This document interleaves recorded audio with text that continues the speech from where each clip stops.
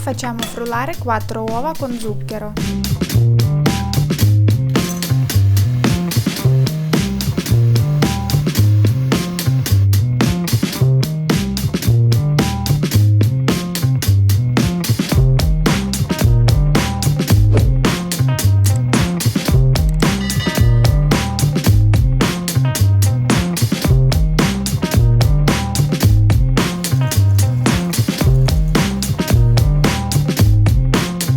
Quando il composto ha cambiato il colore a più chiaro, aggiungiamo il mascarpone e la buccia di un limone.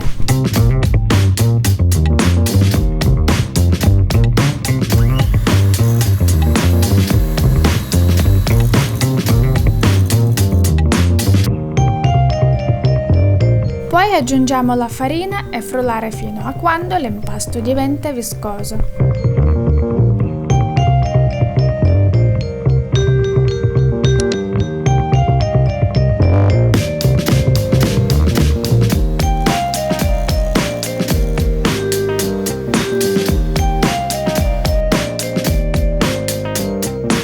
Tagliamo 2-3 fragole a pezzi e mescoliamo tutto.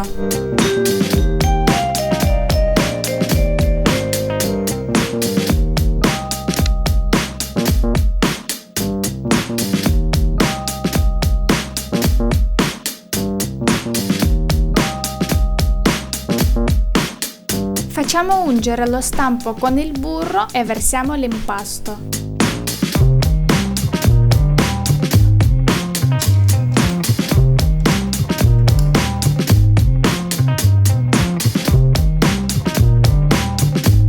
Con le fragole rimanenti decoriamo la nostra torta.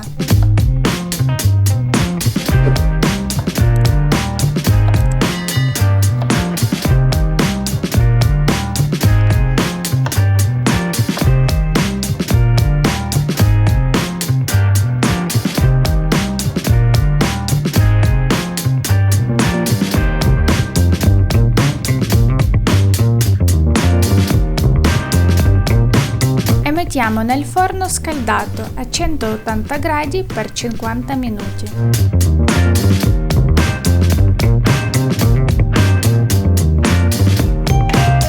Prima di tirare fuori, passare intorno alla torta con una spatola di silicone.